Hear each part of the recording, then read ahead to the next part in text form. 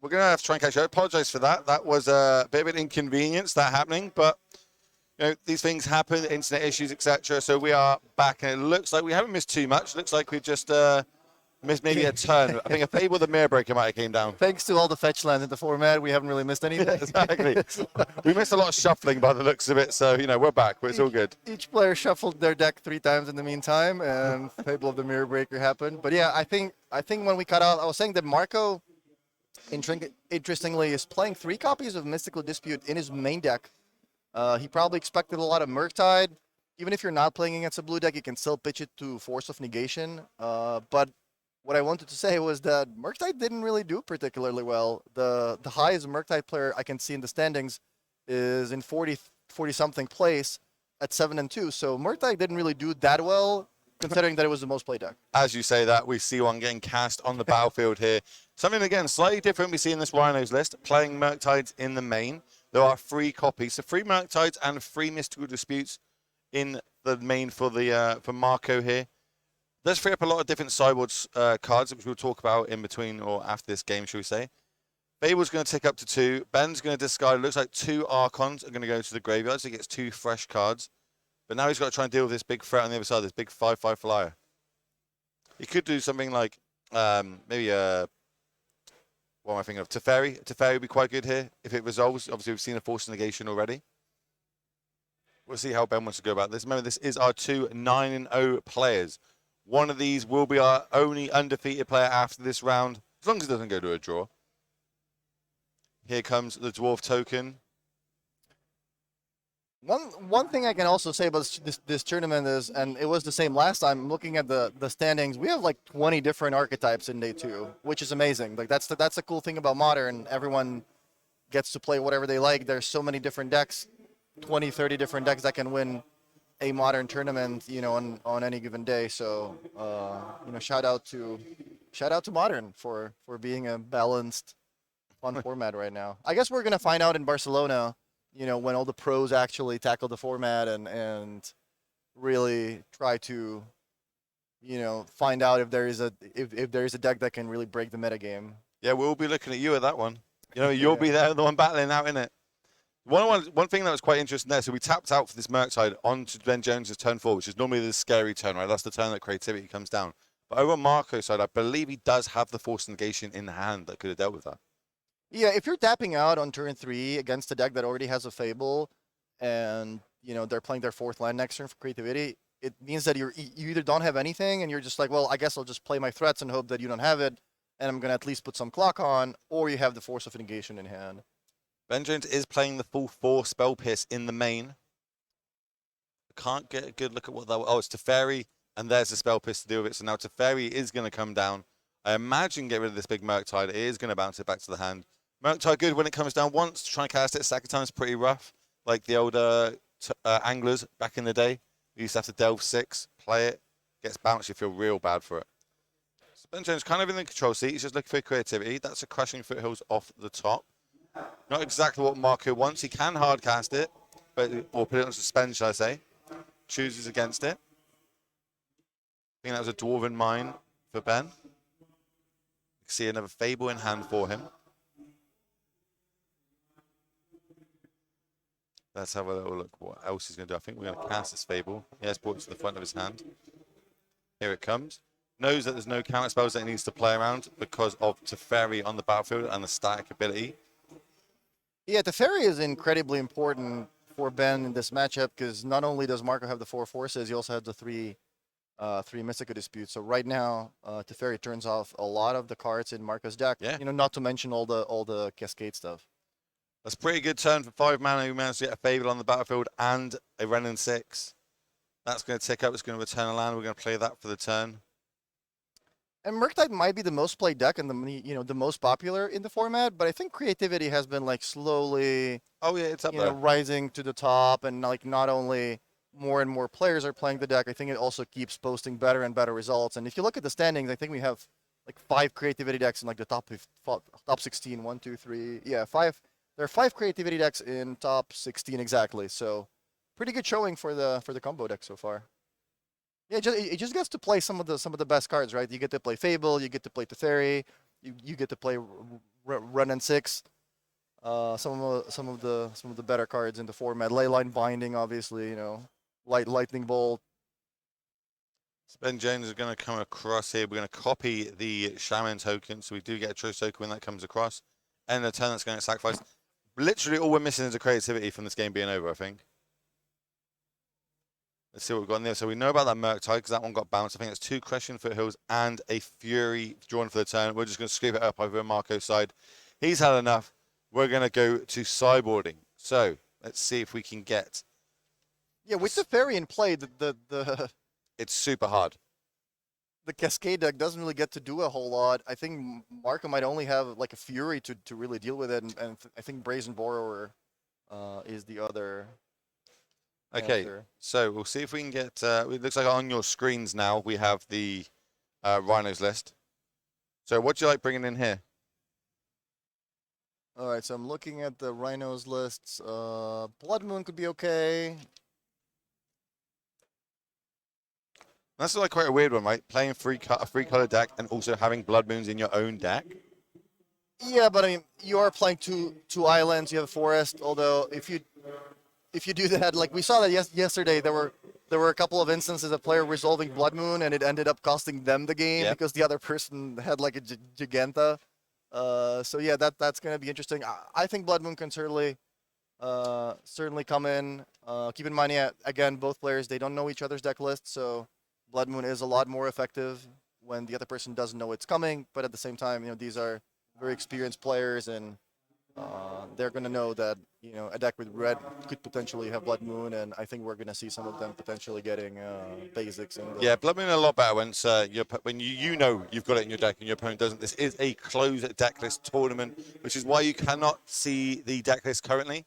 You only be able to see the ones that we show on screen. And once we get into that top 8 slot, it will become an open deck list, so players will have access to that, and so are you all at home. Moving on to Ben Jones's deck, what cards do you like bringing in here? Yeah, I think Flusterstorm looks amazing, especially against the Cascade spells. Maybe Expressive Iteration as like an additional value card. Like there's going to be a lot of spells like being countered, a lot of back and forth. Hallowed Moonlight? Stop the Rhinos? Hallowed Moonlight, yeah, that could be good. I'm looking at the mana base right now. Ben doesn't have any basics other than a mountain, which doesn't really help you against Blood Moon. Nope, does not help. But what he can do is he can just keep a fetch land untapped and play for the time where Marco would play Blood Moon. In response, Ben can fetch a white producing land, like a Sacred Foundry, float white mana, let the Blood Moon resolve, and then play Leyline Binding to deal with that. So as long as he has a fetch land on tap, despite not having the right basics in his deck, he can still deal with Blood Moon pretty effectively. Blood Moon's quite good anyway in this, but it's not the end of the world because of things like Fable the Mirror Breaker, right? Like Fable being able to create a Goblin Shaman that can make treasure tokens. We don't have Ragavans or anything like that in it. Shaman is the only one that will be able to kind of get us out from underneath that Blood Moon effect. We will still have our access to Lightning Bolts. And if we do manage to have at least one treasure token on the battlefield, potentially we could get back out of it by casting a Teferi or one of our prismatic commands that can, try to, again, make more tokens, etc. Yeah, Fable of the Mirror Breaker is just... I remember... What doesn't it do? I remember we were testing for a standard Pro Tour, and Logan Nettles, Jabberwocky on Magic Online, posted his Naya Runes deck in our Discord. We're like, hey, why are you playing this Fable card? It just came out in the new set. It's like, yeah, I've been pretty happy with it in my deck. We're like, it's a 3-mana card for 2/2. Like that doesn't sound too exciting. Then as we kept playing, we're like, wow, this card does so many things. It's such a nice value engine. And then since then, I think everybody kind of realized like, oh wow, I guess if you put this card into pretty much any deck, it's just gonna make it better. So right now, you guys see Fable of the Mirror Breaker pretty much every Magic format just improving, almost every deck. Yeah, we see this turn up so much. 3-mana champion. If 2 modes do something really good, then it's a really good card. If all 3, geez, the card's broken for your deck. You know what I mean? I think that's what when Akasu Mate, that's what he says. He's like, 2 modes are good, the card's great. If all 3 are good, it's broken. You know what I mean? Yeah. Just getting a creature that produces a token that ramps you. If you want to like filter through, ditch some land, redraw some actual good cards, and then on the flip side of it, you get a creature at the end of it that can copy big things like Archons, etc. And it's another way of getting a creature without messing up your synergies to creativity, right? Yep. Let's have a look what's going on. So we're gonna. I think both players are taking a bunch of mulligans. A lot of shuffling. That's just the modern. That's just kind of modern in a nutshell. More time shuffling than playing Magic, the classic. This is why I love playing on Magic Arena. Like it's a lot quicker. Yeah, building your deck, takes 5 minutes. You don't really have to do all this shuffling. There's no missing triggers, so you can actually just focus on the game. I'm a paper Magic guy. I love it. I love the shuffling. Bear in mind, I don't shuffle. It doesn't take me long to shuffle. I got big hands. I just pick a deck out, done, pass it across. I do No, like no shuffling. power shuffling. No Yeah. power shuffling on my side. I have like a stack of cards on my table back at at home, home, the and classic like play. whenever I like write things and like I'm thinking about what to write, I just shuffle it in my hand and Well, yeah. I got good news for you because yesterday, I believe, got released on the Card Market website, YouTube, that they released 24 hours of shuffling sounds. That's insane. That is insane.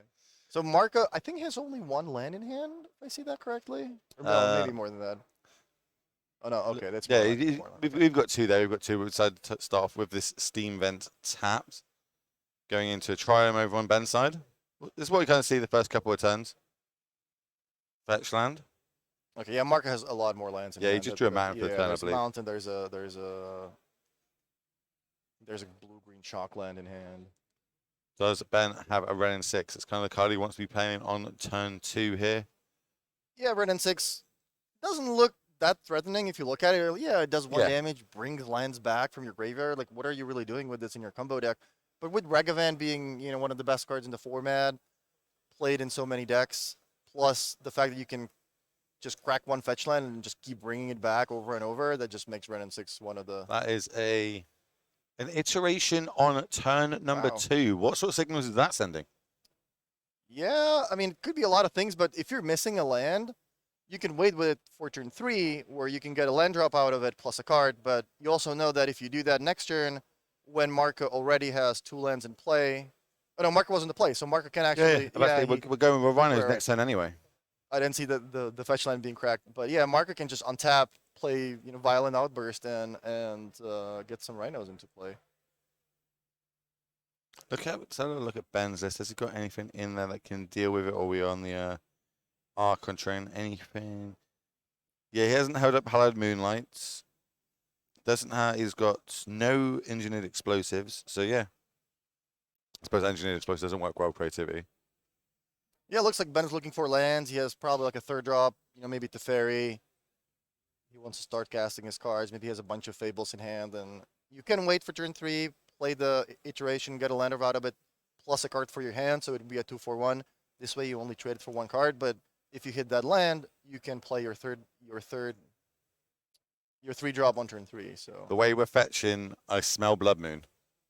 I think we've got Basic Mountain and Basic Island in Yeah. hand as well. Blood Moon here could absolutely be backbreaking for Ben. it could also just be Violent Outburst 2 tokens, and also preemptively. Oh yeah, we're going. Right. Preemptively get the basics for Blood Moon. I also like that even if you don't have Blood Moon in your deck, just getting the basics, it's just gonna put like the fear in your opponent. Yeah. Like, hey, be careful with the lands, because what if Blood Moon comes down? 2, 4, 4 rounds. I'm sure those tokens will be entering the battlefield shortly. Yeah, and Thank you very Violent much. Outburst, it's an instant, but Marco does it in his turn because he knows that Ben is gonna have access to counter spells as well. Spell Pierce, Flusterstorm. He just wants to make sure that it resolves. So he got 2 4/4s on turn 4, not too bad. No, it's dealable though, and this is the power of the deck, being able to put such high pressure. Because now if Ben deals with this, he has to tap out almost to do it, and then on the other side we just untap, make another 8 power on the battlefield, and they have trample just for extra set, which is kind of a nice flavor text for a big Rhino. Ben's gonna fetch. Yeah, Ben cracking the land in his turn also indicates he's most likely going to play one of his 3-drops, so it could be Fable, at which point maybe it's going to force Marco to stay back with one of the Rhinos because you don't want to let your opponent get free treasures. Maybe it's going to be Teferi to bounce one of the 4/4s, which is gonna force the other 4/4 to attack the Fairy. So at least it's kind of a nice turn. You get a card back. You know, you kind of prevent four life from the attack. So even though you would tap out, I mean, you're not in a great position. So at least it would sort of solve some of your problems. Let's have a little look what we're going to see. We're going to see Teferi's going to come down. That's going to be able to get rid of one of these tokens, bounce back, then gets to redraw a card. I think it was a Fable he drew for the turn. What did we draw? I think that's a Mystical Dispute. That's a Mystical Dispute, yeah. I'm pretty sure Marco's going to be happy about that one. Plus, you know, being able to get the Fairy off of the board right now is very important. It also soaks up a little bit of life for Ben. You know what I mean? He knows that Teferi's kind of buying him a turn. It's got one off the battlefield. Got this one off, so it saved him 4 life points. I think he'll be happy with cashing that in like that. I think Marco also has a Fire Knight in his hand, so he definitely has options. He can go Fire Knight. Oh no, you can't target a Planeswalker and a player. Never mind. He's a little bit flooded, I think. Here comes a Dwarf token for Ben. Oh, he's a Murktide in hand. I don't know. 1, 2, 3, 4, 5, 6, 7. Yeah, we could have cast the Murktide here, but I suppose he doesn't want to tap out in cases like Creativity coming down. Yeah, he can use the Mystical Dispute just as a mana leak. Yeah, it's a free mana leak. Just pay 3. I think I see a Fire and Ice, a Murktide, and a couple lands. There's a 5th card. Yeah, I'm pretty sure there is a Dispute as well.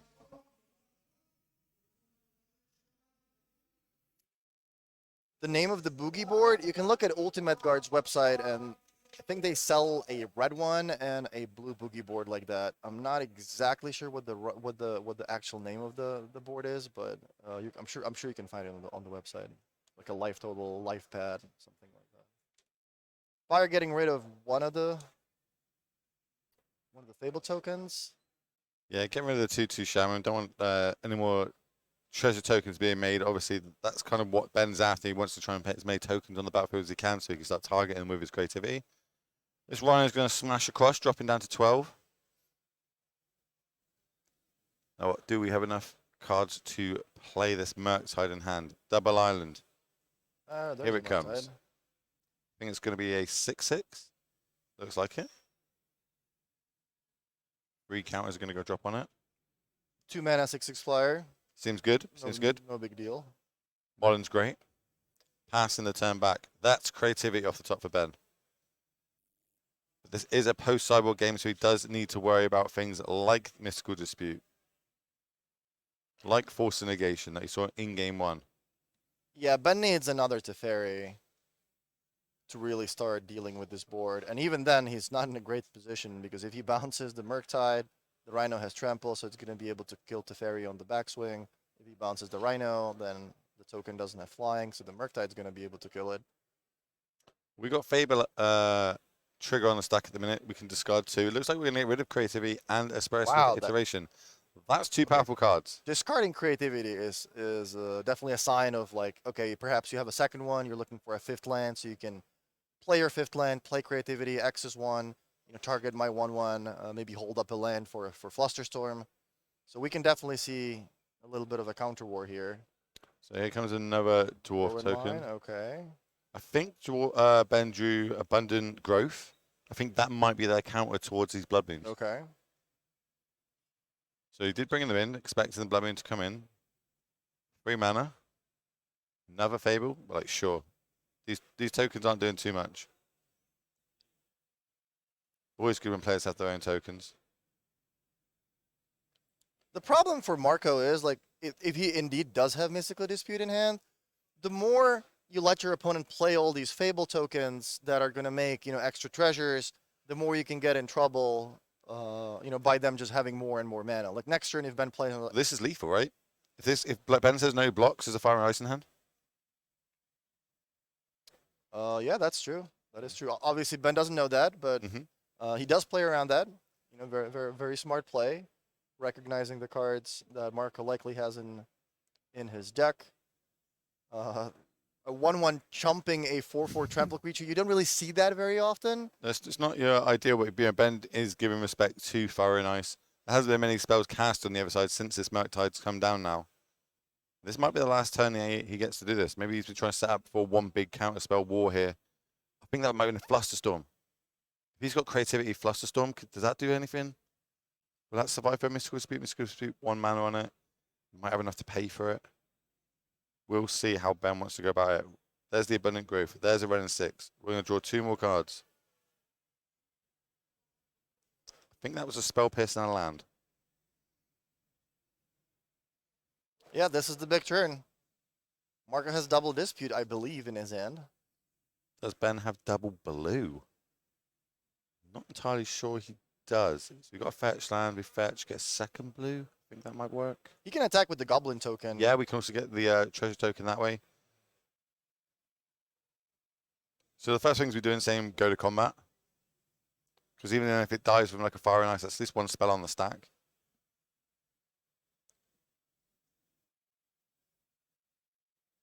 I'm not 100%. There is a creativity still in his hand. We did discard one. But no, we're going to come out. We are getting ourselves a treasure token here.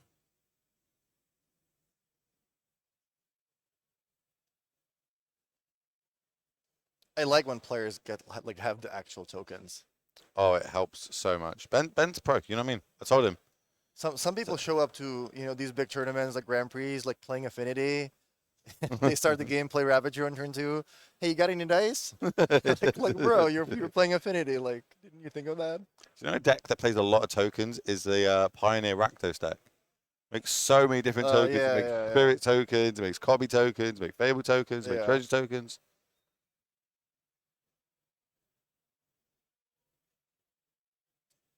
Surely we're not passing the turn.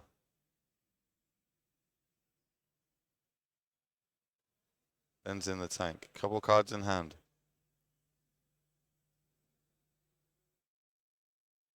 Pretty sure Ben knows he has to go for it, right? What else is he going to do right now? He's going to die to both these creatures on the battlefield.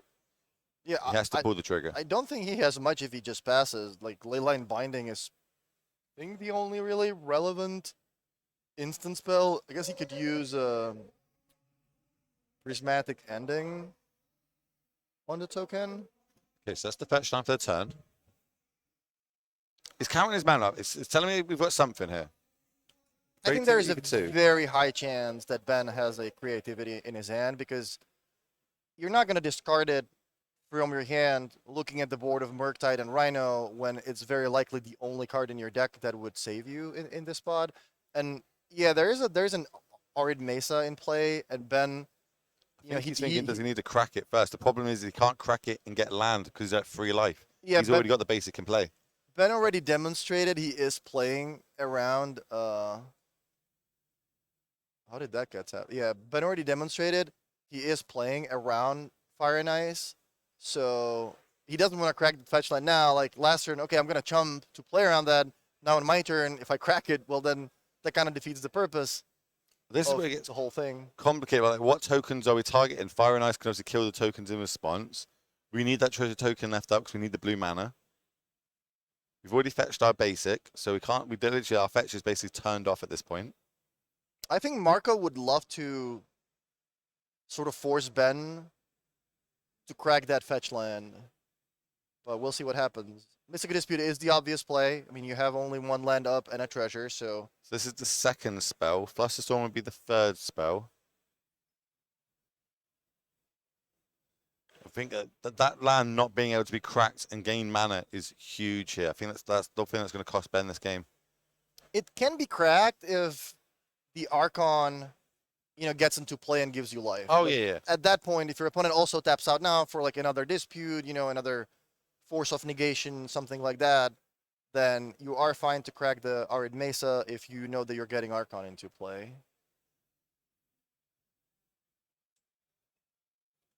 Although, wait, like he would go to 6. There's still a Murktide with 6 power. But you'd have a 6/6 flyer, right? So Marco would be able to just stab down the Archon next turn and still attack for lethal. So I believe, it still obviously depends on what exactly Ben has in his hand. But if Marco does indeed have like another dispute plus the Fire and Ice, Which we think he does. I suppose Ben at that point would have to hit a Leyline's Binding off the draw from the Archon, and that's his 1 mana answer to whichever threat is left. We'll see. Both players in the tank. You don't get 9-0 easily at these big events. We did have 1,054 players turn up yesterday, all battling it out. And we only managed to get 86 in today too, with 7-2 records or better. And now we're battling out to see who can get the invite to Athens. The first stop for that is the top 32. And then later on we get in the round, it will be top 8. This is a really cool spot, by the way, because Marco obviously doesn't know Ben's deck list. And Ben does have an Arid Mesa in play where, yeah, we know that there's only a mountain available or a plains available to get. So you can't really, you can't really shock like a Hallowed Fountain in the spot because, or a Steam Vents because that would kill you. He's at 3 life. So he can't really get blue mana. So Marco's really thinking like, yeah, what am I really playing around here? Like, sure, you can crack that Arid Mesa.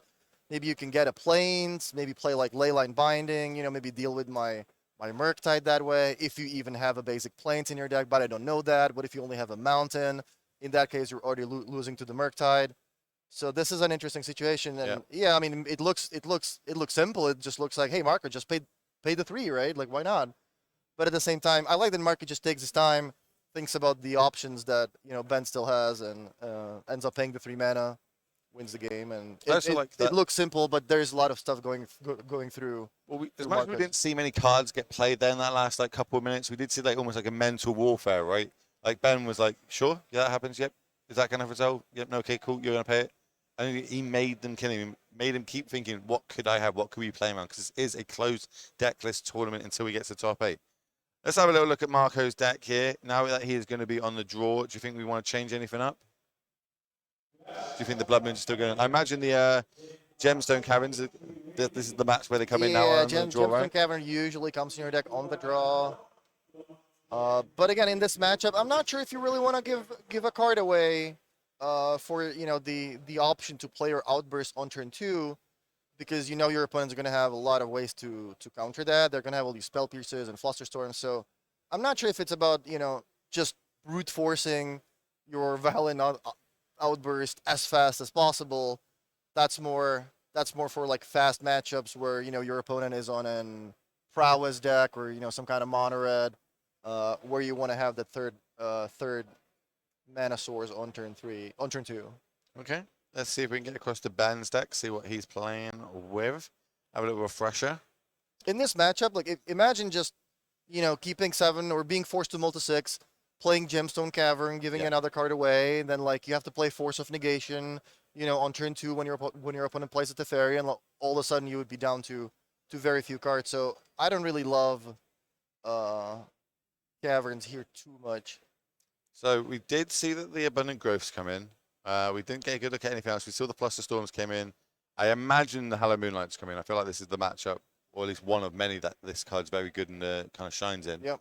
So what sort of cards would Ben be cutting here? What's not good in this matchup? My eyes are getting drawn towards Lightning Bolts. Prismari Command is possibly a little too slow, or like it doesn't really have great targets in this matchup. It doesn't deal with a 4/4. It doesn't really do anything against Murktide.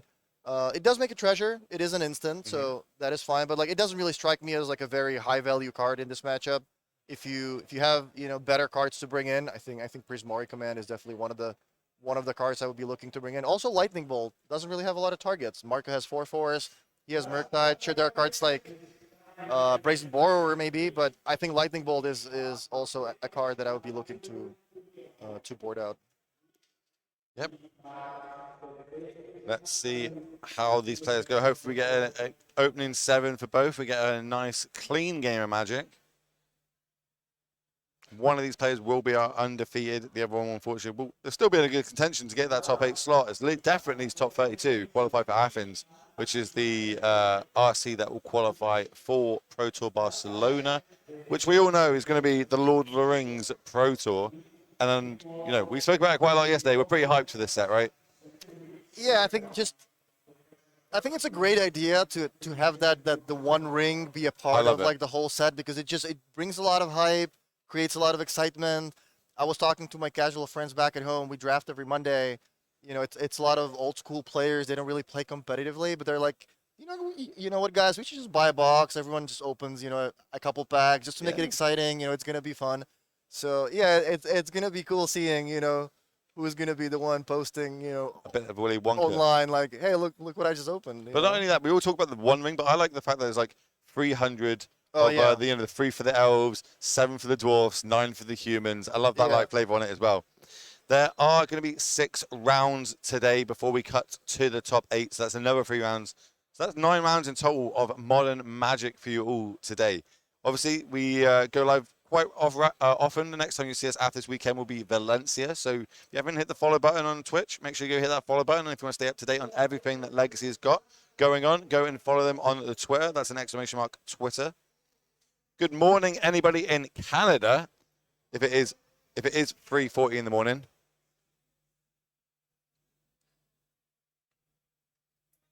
That is a crazy time to get up and watch Magic. If you are looking for deck lists, if you are looking for results, I just posted the link in the Twitch chat. But obviously, keep in mind that we can't show all the deck lists right now. So if you want to see all the deck lists, you have to wait for the tournament to be over. So 6-ish, 8-ish hours from now.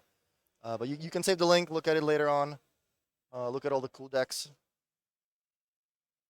Obviously, this weekend we've got the arena qualifiers are going on as well. We've got Pay Magic, just literally Magic in general is just in full flow at the minute, right? There's so many different ways to play it, and 1,000+ players turn up this weekend, so to try and one, enjoy this beautiful city, and 2, play this beautiful format. Yeah, not only do we have this big event with more than 1,000 players, there's also the arena open this weekend. There was also the play-in event for the arena championship qualifier. You said the canister played the vintage challenge. Yep. I'm pretty sure there are some high value events on Magic Online. Some of the regional championships are happening this weekend. So there's plenty of Magic that is being played right now. You gotta love it. Right, we're off to the races. Ben Jones starting off with a fetch, gonna go get himself a triumph. Is on the play in this game 3. It's like Highlander. There can only be a 1 10-0 player after this round. Which one will it be? Let me know in the chat. Who do you think is going to be? Let's see. 1's for Marco, 2 for Ben Jones. Who's going to take this game down and be our king of the hill? Ben, shocking in that steam vent. I smell a red and 6. Yeah. There it is. Do we have...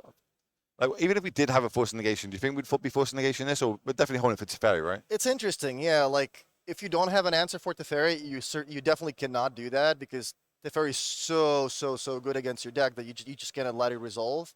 And obviously you're not happy about Ren and 6 resolving, but at the end of the day, it still only really gives you a couple of lands at the beginning of the game. So it's not that big a deal, or at least not as big as if Teferi were to resolve. Ben's going to crack that Scalding Tarn. Always good to have a fetch land with Ren and 6. That's why we kind of see it so powerful. That with obviously things like Urza's Saga, which we see in some of the Jund decks at the minute. Ben realized one of his fables was flip the other way around. Not a problem. You can just fix that. I'm curious. We said that there's 20+ different archetypes on day 2. I'm wondering, which is very cool about this event. I'm wondering how many different countries are represented in day 2.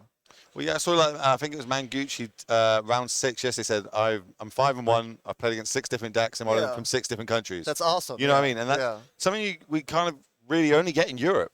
You know what I mean? It doesn't really happen in America and other places around the world. It's just Europe because we've got so many different cultures, so many different languages, and that's why we're talking about being a reader. All these different cards are not just English. We're going to have all different foreign languages here. Your opponent might not even speak English to you. Yeah. So yeah, communication is a big thing. We see a couple of basics get fetched up here. This might not what Ben wants to see if a Blood Moon comes down on the other side. That again signals, the potential for Blood Moon. But again, Marco's deck is not super color hungry. For Violent Outburst, you just need 1 green, 1 red. Force of Negation, you're usually just casting on your opponent's turn. Sure, you do need double blue, but if you just play 1 fetch land right now, you're representing both a blue mana and a red mana to pretty much cast all your spells. Brazen Borer, double blue, not a problem. So we did see last time Ben cracks his fetch and just got a Triome in his turn just so he could return it, get a bit of value from that Ren and 6. Because especially if Ren and 6 gets to his, ultimate, the more lands you're going to have in hand, the better it will be. So you can start recasting your sorceries and instants. That's kind of the power of this card. On the play, turn 2, it just keeps ticking up every turn to eventually it just ultimates. Super powerful effect.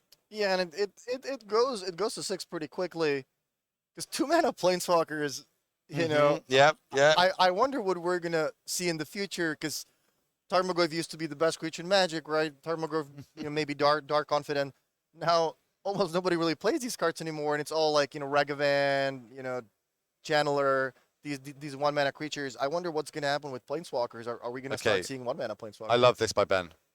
Ben was trying to play Teferi with Spell Pierce up, but got caught by a Mystical Dispute, unfortunately, because they can't pay the 2 mana here. But now he's, again, still could be holding up Flusterstorm, could be holding up Spell Pierce.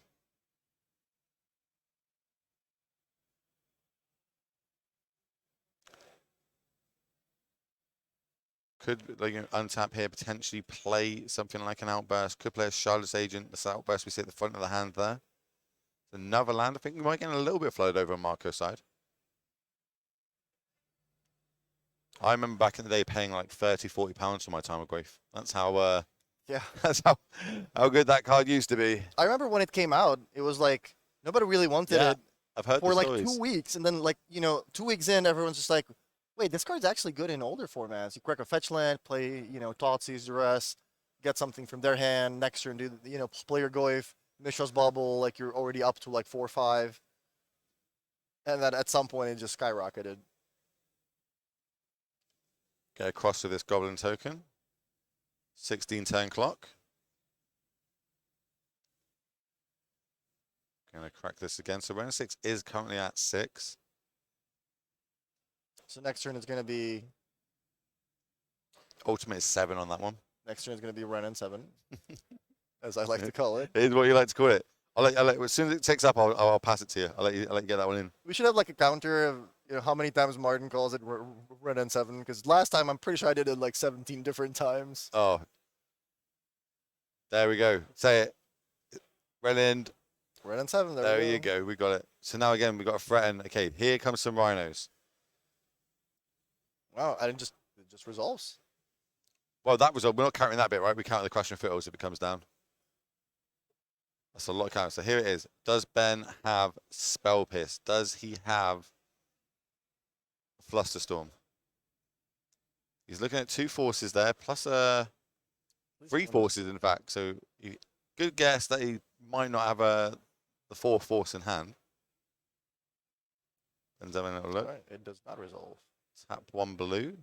We're going to get a counter spell for here. Spell Pierce, maybe. Flusterstorm. Okay. So pay 2, pay Nope. 3. Does not resolve, but this is the flip side. So we do it being instant speed means we do it in Ben's end step. We can now untap, redo it again. But the plus side of this is Teferi. This Ren 6 could potentially ultimate, which then gives us semi-infinite Flusterstorms. Every time we ditch a land, play 1 blue, cast Flusterstorm. Seems pretty good.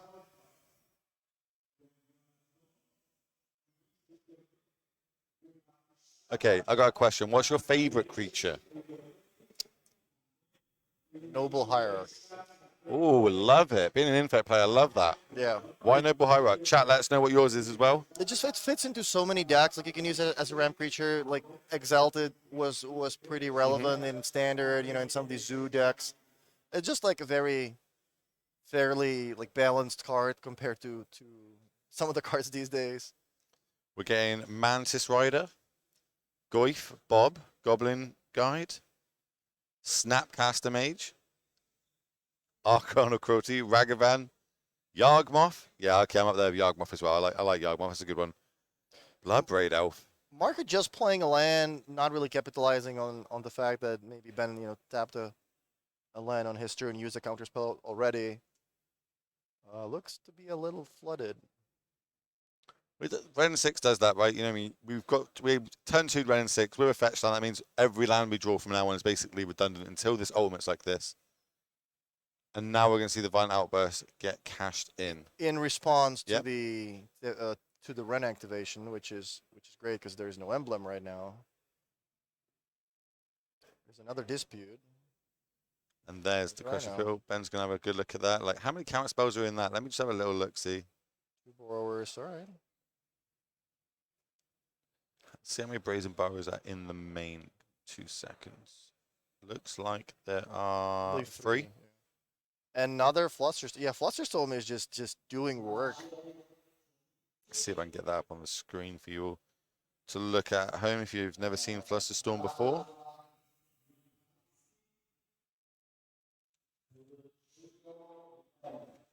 And this one's been around for a while, right? Had a couple of reprints recently, but just does for 1 mana, we can counter target instant or sorcery unless they play an extra 1, but it has the ability Storm on it. So the amount of cards that will, or spells that will cast that turn, you get extra copies of this. That's why we see it being so relevant and so good in against Marco, because he already has to cast 2 spells to try and resolve one of these crushing fiddles. Yeah, especially good against Cascade spells. Yeah, Marco really did flat out. And that is it. Ben is going to take it down. Kind of how he wanted it to happen. No Archons coming down, but his opponent getting flooded, and he does advance to 10-0. Our only undefeated player this round. Well, wrong, this tournament. That's it. He's going to be the only one, the only 10-0. Does look like we've got a backup feature match, so we'll move across to that one if we can. Let's see if we can get them going. Creativity looking really good. Just has a lot of powerful cards, has answers to a lot of things.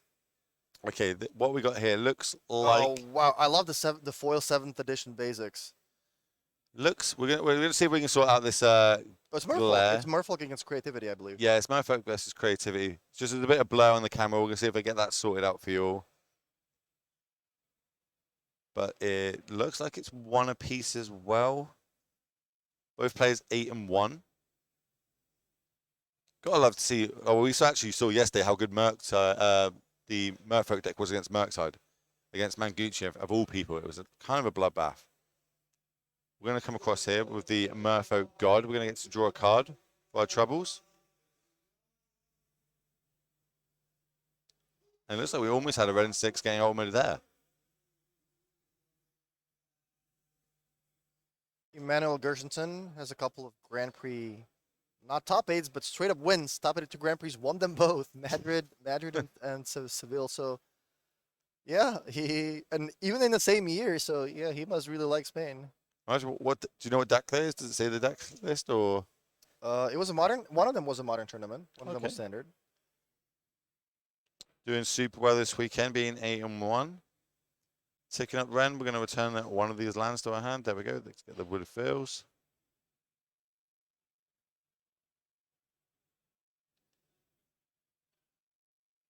Let's have a look. How many force negations are we going to see in this one? I see Vapor Snags in the main for this Merfolk deck. 1 Spell Pierce. Other than that, the force negations are in the sideboard. I really like playing 1 spell pierce or just 1 copies of like different tricks with open deck lists, because like it makes your opponent always think, oh yeah, I guess you might have it in this spot, and then I just like to board it out. There were some spicy one-offs in the sideboard of this Merfolk deck, I tell you. Creativity X is 2. I think there is a treasure on the right side in play, plus an open mana, so Emmanuel will be able to pay for a spell pierce. Yeah, we know if this creativity resolves, it would be a lot of trouble. Well, there's also a bit of a union on the battlefield as well, so we could give it haste if we need to. Let's see if I can get that one on the screen for you. Oh, Andre does have a lot of untapped mana and a lot of cards in hand. You know, in this Merfolk deck, you presumably have a lot of creatures to play most of the time. So if you're gonna keep 3 mana untapped and have almost a full hand, I don't know if he has 4 or 5 cards, then I'm gonna assume there is gonna be at least something to fight over this creativity.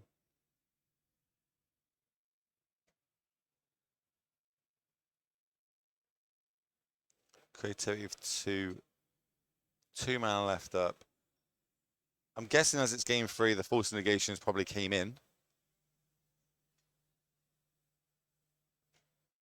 But we are definitely in the tank here thinking.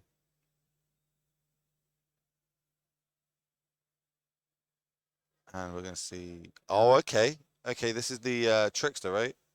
This is. Oh, Hexcatcher.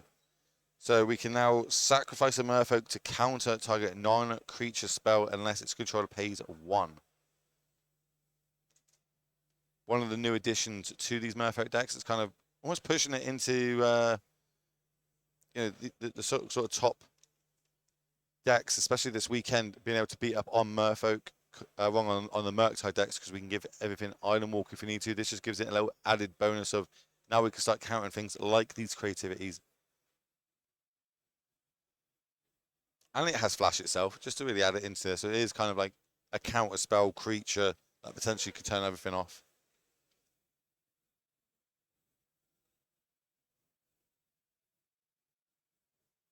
This is the absolute keyturn of the game. I think Andre might have like a Spell Pierce, something else available, maybe a Flusterstorm. I can find the deck list to see what we're playing with. Yeah, Forces in the sideboard. I don't see a Flusterstorm. I don't see anything else other than a Spell Pierce. So yeah, I mean maybe a Vapor Snag, but that's not good against X's too. Like yeah, if you're getting one Archon, maybe one Vapor Snag would be fine-ish. But if Axis 2, presumably Emmanuel, hasn't boarded out all his Archons, so we're gonna be able to find 2 creatures. If you have to sack your whole board here to deal with that, it's not as bad as creative. It's not as bad as creativity resolving, but it's pretty much the second worst option. So yeah, not ideal 3-for-1ing yourself, but sometimes you have to do what you gotta do. We do have ability to draw a card. We do have the Watery Grove on the battlefield, so potentially we could try and rebuild here. It looks like we've got quite a few Merfolk in hand. We also got an Otawara.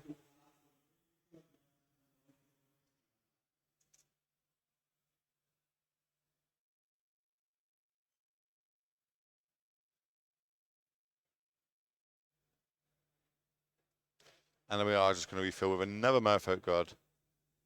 We're going to bounce back that token that was tapped. Cross our fingers. 1 card, maybe 2 left in hand actually. And a lot of cards over on the creativity side here. We're in 6. Yep, all Merfolks do have Ward 1 while that is on the battlefield. Let's again see if I can get that one up on the screen for you all.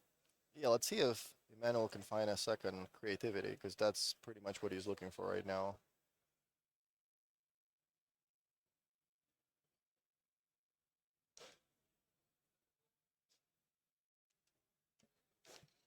See it didn't live very long, but this is the Merfolk God that we've spoke so much about. While we've got 2 other Merfolk on the battlefield, it gains indestructible.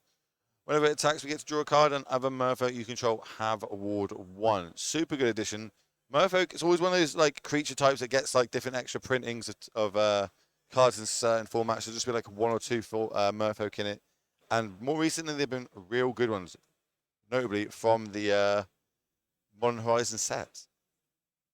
Yeah, that whole set just completely changed Modern, right? For the good or the bad, where do you sit on that fence? I like that there's more answers now. Like previously, the last time I remember playing Modern before it came out, it was like, well, turn 3, if you have Karn, I guess I'm screwed. So I like that now there's a lot more answers to these kinds of shenanigans. There's a lot more answers for graveyards, for all kinds of colors. Basically, it's not as easy to play combo right now, and I think it's for the better. I think previously it was it was a little rough sometimes when you had 2 lands out, your opponent played card, and you're just like, well, yeah, I love the die roll, nothing I could have done. You found your Tron, so having Force of Negation is really nice in the format. I think Ragavan. It is a very powerful creature, but hey, I mean it has 1 toughness, Brennan 6s in the format. There's a lot of cheap removal available. Lightning Bolt's one of the most played cards, so at least it's not like super overpowered or anything. No, I'm with you. I think it's good. I actually like the Modern Horizon sets. I think they did a lot to shake up the format. I'm not sure any set has ever shaken that Modern up as much as those sets, but that's what they're designed for. We spoke about the Lord of the Rings set. I believe that is Modern legal, and it won't be in Pioneer or Standard, so maybe we'll get some bangers in that one as well. We'll see where they want to go with it. I would love to see a Ragavan wielding a Narcel or something like that, you know what I mean? So Andre was able to just rebuild his board over the last 2 turns, even get an extra card out of this Silver Girl Adept, but he is tapped out. We do know he has Forces in his deck, so even if there is a creativity, he can still stop that. But Emmanuel hasn't really been able to capitalize on the fact that Andre had no board, only really added a Fable. into play, so he does have some creatures, but we know he's not going to really win the damage race this way. He really needs to get Archons into play one way or another. But he is reaching the point where he has enough mana to possibly cast it with the help of some treasure tokens, or he may just have the right colors already. Well, this could be a hard cast, right? Potentially. We could just be hard cast Archon here. You got to remember that dice is on the battlefield. That indicates that we are into extra turns. This is turn 1, I believe.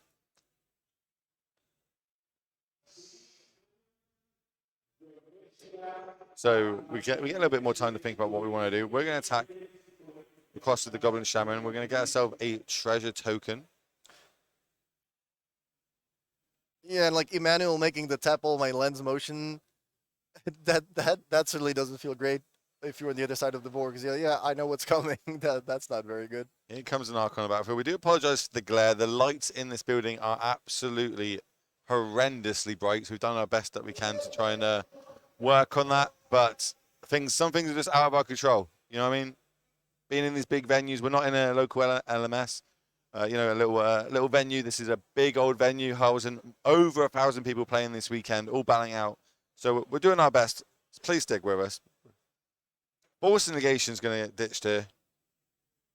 No good when an Archon is hard cast. Yeah, Force usually does protect you from shenanigans, but not when they actually hard cast the part of shenanigans that usually comes into play from creativity. But yeah, sometimes you have a lot of lands and the game goes long. You can just play it from your hand. So what answers do we have to try and almost? I'm not sure if we can win with an Archon on the battlefield, but maybe we can kind of try and get a draw here. We've got how many Awaras? One in place, so potentially we could bounce it. Not great, especially when at the point of being able to hard cast it. It's an island walk, Merfolk. You think we're just literally just straight up trying to race here? Looks like it. Turn 3. I think Andre really misses like a Mutavault in this game. To sneak in that extra 3 points there, 4 points there. With 2 lords right now, that'd be 4 extra damage. So that's a big difference. If the game goes long, like that really adds up over the course of the game. And it is really why this deck is so good. I think without Mutavault, I think Merfolk really wouldn't be all that great, or I don't even know if it would be playable. It would just be so many 2-mana 2/2s. But the land in there, just like the fact that you have extra 4 Merfolks in your mana base. Well, it will be a lethal attack if it comes across. So we'll have to we'll actually have to just block one of these Goblin tokens, drop ourselves down to 1 if that happens. But looks like we've got more spells before combat. 5 mana. Who's the beat down now? Look at all the creatures on Emmanuel's side. Oh, and he did find a second creativity. Plus, he still has I believe there is still Bitter Reunion in play. So okay, that's game.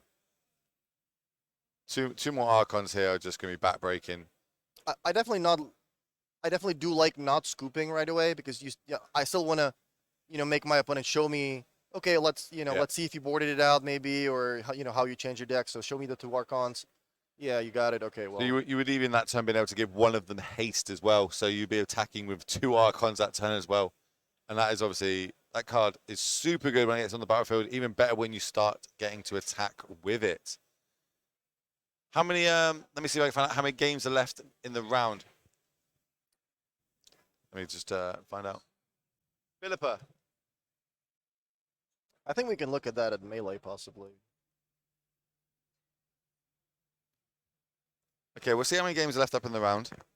While we try and sort that out, we're going to come back to the booth, I believe. For people just tuning in, welcome. Where have you been? You've missed a whole day of action yesterday. We had 9 rounds of Modern yesterday. 1,054 players turned up, battled it out to see who would be able to get into day 2 with a 7-2 record. We invited 86 players back to battle it out today to see who's going to be able to get in that coded top 8, win themselves free flights and accommodation to Athens, and then battle out to try and win this trophy sat here in front of me and Mr. Martin Juza. Looking at Melee, I think all the matches are finished. All of them are finished? Even better, okay. It looks like all of them have been reported. So we have only one undefeated player. Yeah, Ben Jones. Doing well, like every tournament. every tournament I get to cast or watch or attend, like Ben's always there, just doing well. Last time he did really well at the RC, I think. Yeah, Ben, he has been a grinder for years. I've known Ben since he was like 12 years old. Like he's like Okay. a local boy to where I am. Like, you know, he's only a couple hours away. We always go to the same sort of events, etc.